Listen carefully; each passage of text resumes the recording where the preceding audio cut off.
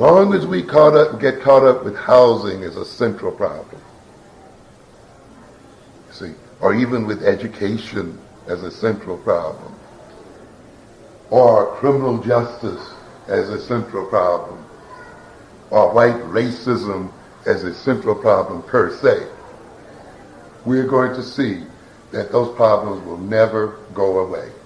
They will always just change form and shape, and we'll have to fight them in new shapes and new forms over and over again, and we'll make the same mistakes again and again and again. The African man has been struggling with the European now for the last 2,000 to 5,000 years. And when you look at a Chancellor Williams book or other books, you will see, and that book, of course, is about what? Africa's making what? The same mistakes over and over and over again, right to the point of the Persian Gulf. A continuous line of mistakes, indicative of people then not having learned. Let's look then at imperialism, which I see as a root problem. When we talk about racism, remember, it takes a race to engage in it, doesn't it? Right? You know, most people kind of talk about racism in a disembodied form. You know, in terms of what? An attitude. Now that's one abstraction that works against us, doesn't it? Yeah. But racism has to be practiced by a race of people. And it's important that we keep that in mind. Why are whites racist? Because they have the power to be racist. Period. Now you can go into all kinds of psychological, psychobabble you want to behind all of that. But that's the bottom line of it. They have the power to be. And when you get through explaining all of their psyche to them, you know, and going through all of your changes and trying to stroke them with guilt and bring them into confrontation with that Constitution so they can live out that creed. When you get through with all of that and whining and complaining about how he mistreated you and hurt you and made you all kinds of, you know, whatever you complaining about, in the end he'll just say, yes, you're right. So what are you going to do about it? You find yourself right back in the same shape. What are you going to do about it? Yes, I kicked you and colonialized you. Yes, I enslaved you. Yeah, I'm sending your boys to Saudi Arabia. Yeah, I'm going to make them fight and shoot and do all the things. Yeah, I'm going to make them kill each other out in the street. What are you going to do about it? We want to change your attitude. You could change my attitude. You might change it for a minute, but when I feel like it, I'm just going to flip right back into it. What are you going to do about it? But see, it's easier for us to pretend that it's the attitude and, you know, and get caught up in all of that analysis because we don't want to confront the reality of power. And we don't want to confront the reality that all of these problems that we complain about, homelessness, poor education, all of this, comes out of one reality, and that is the white man's ability to impose these problems upon us. And the solution being what? What is it? What is the solution? Abstract now, tell me. Elimination. To eliminate what? Race. That's one possibility. And it may be one that's necessary. It may be one that's necessary. But most of all, if racism flows from the power to be racist, then what must we eliminate? That power. We must neutralize the power. That is the bottom of all the rest of the crap.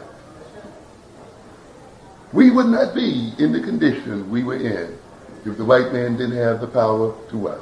Put us there. We wouldn't be hollering about injustice, he'd be hollering about it. And all the other stuff. If he didn't have the power to be unjust. And yet there seems to be a refusal on most of our parts to confront the reality of that situation. And to recognize, ladies and gentlemen, that if you are not about breaking the arms of the white man's power, you're just kidding yourself, and you're going to suffer, and you're going to get the suffering that you deserve. And I can tell, I can feel even this little tension right here. Every time I talk about power, I get this little silence.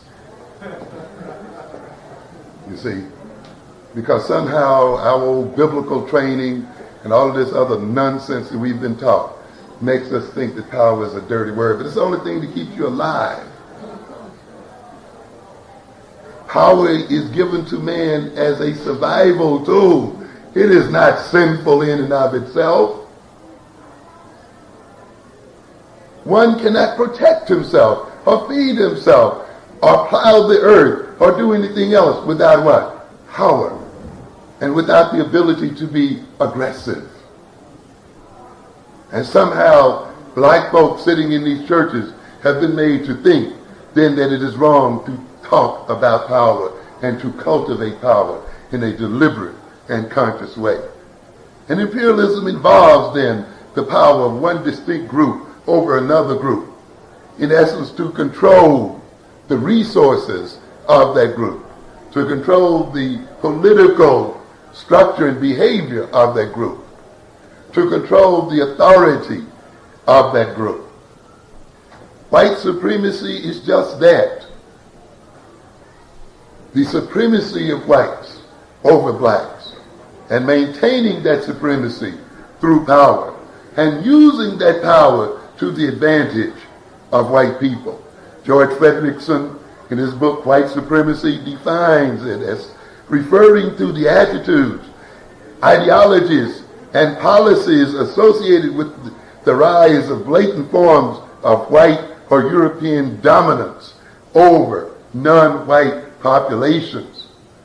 Another interesting book I think we should read in this context is one that's called Portraits of Racism by David T. Weldon. I like it because it's very straightforward and doesn't get into a lot of psychological mumbo-jumbo. According to David T. Weldon, that's the name, racism can be seen to systematically provide economic, political, psychological, and social advantages for whites at the expense of blacks and other people of color.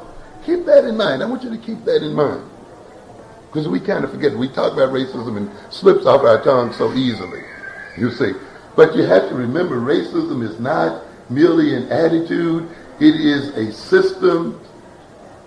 And the point of that system is to give material and non-material advantages to the race that is empowered to practice it.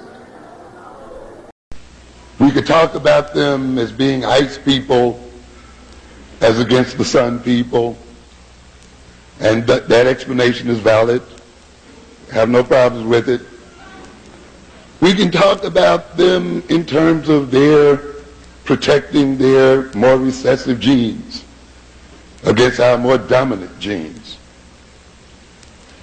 We can even get into a little psychoanalysis and deal with the myth of length of penises and penis envy and all the other things, and black balls and white balls and brown balls and black holes and white balls rolling into black holes and things of this nature. And all that's fine. That's a lot of fun. But no matter how you explain why or how the European got to the point of victimizing us. I think the essential issue is that the European victimizes us because he can, because he has the power to do so. And we are victimized because we haven't developed the power to prevent his doing so.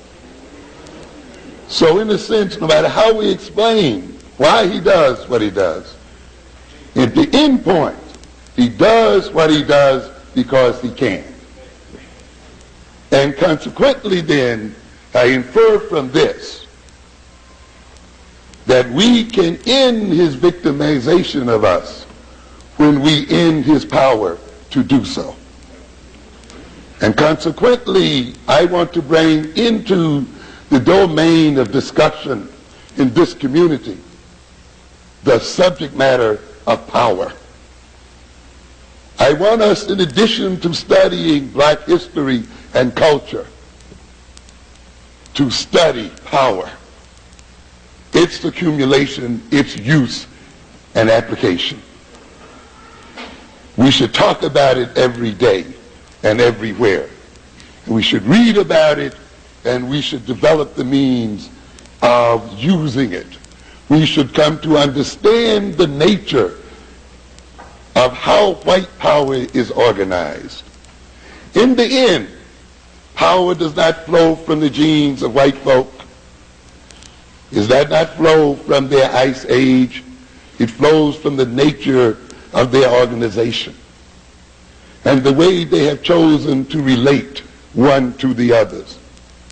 And it flows from their intentionality as a people and their appropriate organization of themselves to realize their intentionality, one of which is, of course, the domination of African people.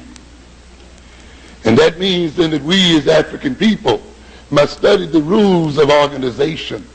We must study the means of relating one to each other in such a way that we multiply our power. And we must study our enemy's organization such that we can probe that organization